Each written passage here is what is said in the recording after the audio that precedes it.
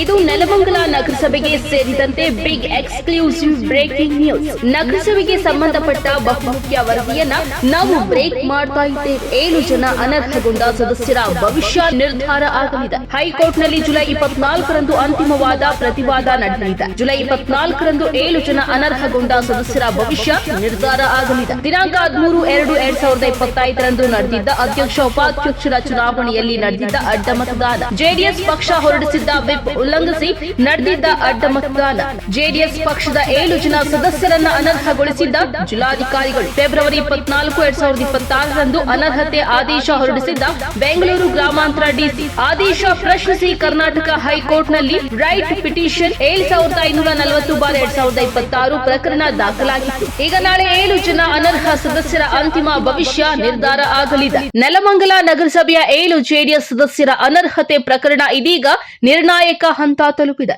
2025ರ February 13ರಂದು ನಡೆದ ಅಧ್ಯಕ್ಷ ಹಾಗೂ ಉಪಾಧ್ಯಕ್ಷರ ಚುನಾವಣೆಯಲ್ಲಿ ಜೆಡಿಎಸ್ ಪಕ್ಷ ಹೊರಡಿಸಿದ್ದ ವಿಪ್ ಉಲ್ಲಂಘಿಸಿ ಅಡ್ಡ ಮತದಾನ ನಡೆದಿತ್ತು ಎಂಬ ಆರೋಪ ಕೇಳಿಬಂದಿತ್ತು. ಈ ಹಿನ್ನೆಲೆಯಲ್ಲಿ ಬೆಂಗಳೂರು ಗ್ರಾಮಾಂತರ ಜಿಲ್ಲಾಧಿಕಾರಿಗಳು 2026ರ ಫೆಬ್ರವರಿ 24ರಂದು ಜೆಡಿಎಸ್ನ 7 ಸದಸ್ಯರನ್ನ ಅನರ್ಹಗೊಳಿಸಿ ಆದೇಶ ಹೊರಡಿಸಿದ್ರು. ಜಿಲ್ಲಾಧಿಕಾರಿಗಳ ಈ ಆದೇಶವನ್ನ ಪ್ರಶ್ನಿಸಿ ಸದಸ್ಯರು ಕರ್ನಾಟಕ ಹೈಕೋರ್ಟ್ನಲ್ಲಿ ರೈಟ್ ಪಿಟಿಷನ್ ನಂಬರ್ 7540/2026ರಲ್ಲಿ ಅರ್ಜಿ ಸಲ್ಲಿಸಿದ್ರು. ಆದರೆ ಪ್ರಕರಣದಲ್ಲಿ ಇದುವರೆಗೆ ಯಾವುದೇ ಮಧ್ಯಂತರ ತಡೆಯಾಜ್ಞೆ ದೊರೆತಿಲ್ಲ. ಈಗ ಈ ಪ್ರಕರಣದ ಅಂತಿಮ ವಾದ ಪ್ರತಿವಾದ ಜುಲೈ 24, 2026ರಂದು ಕರ್ನಾಟಕ ಹೈಕೋರ್ಟ್ನಲ್ಲಿ ನಡೆಯಲಿದ್ದು, ಪ್ರಕರಣದಲ್ಲಿ ಮಹತ್ವದ ಬೆಳವಣಿಗೆಗಳು ನಡೆಯುವ ಸಾಧ್ಯತೆ ಇದೆ.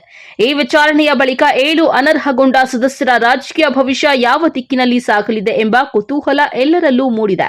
ನೆಲಮಂಗಲ ನಗರಸಭೆಯ ಈ ಬಹುಚರ್ಚಿತ ಪ್ರಕರಣದ ಪ್ರತಿಯೊಂದು ಬೆಳವಣಿಗೆಯನ್ನು ಡಿಜಿಟಲ್ ವಾರ್ತೆ ನಿಮಗೆ ಮೊದಲು ತಲುಪಿಸಲಿದೆ.